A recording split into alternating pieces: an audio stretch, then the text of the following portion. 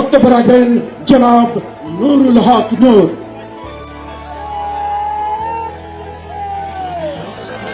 আসসালামু আলাইকুম রহমতুল্লাহ।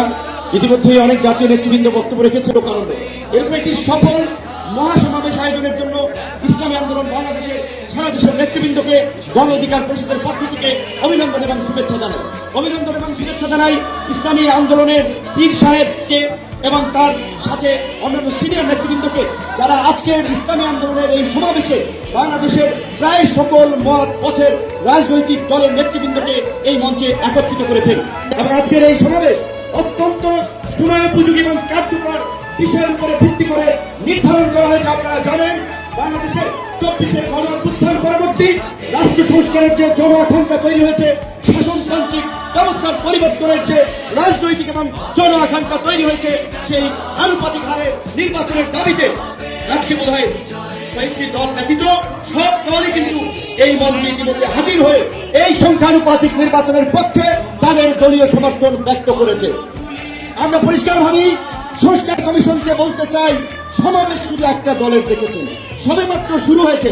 ইসলামী আন্দোলন আজকে করেছে, 19 তারিখ জামাত করবে, তারপরে গণ অধিকার পরিষদ করবে। রাষ্ট্র সংস্কার এবং জন আকাঙ্ক্ষার বাস্তবায়নে সমস্ত রাজনৈতিক দলগুলো জনসমাবেশের মাধ্যমে এই সরকারকে তাদের সমর্থন দেখিয়ে দেবে। তাই আমরা বলতে চাই, কোন দু একটি দলের উপরে ভিত্তি করে দু একটি দলের কথায় সংস্কারের নকশায় পরিবর্তন আনা যাবে না।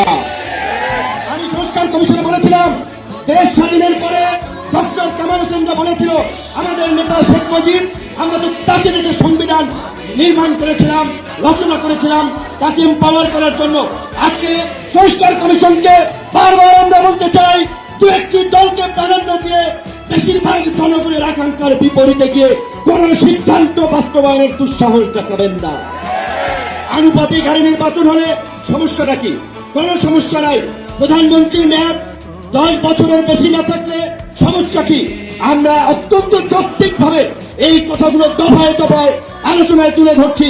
কিন্তু পরিষ্কার সংবিধান এই সংস্কার জাতীয় ঐক্যবদ্ধ কমিশন কেন জানি দু একটি দলের প্রতি পক্ষপাতমূলক আচরণ করছে। জামাতের নেতৃবৃন্দ তারাও বলছে, আমরাও বলছি। আজকে সারা বাংলাদেশে উপজেলা, পৌরসভা, সিটি কর্পোরেশনে স্থানীয় জনপ্রতিনিধি নেই।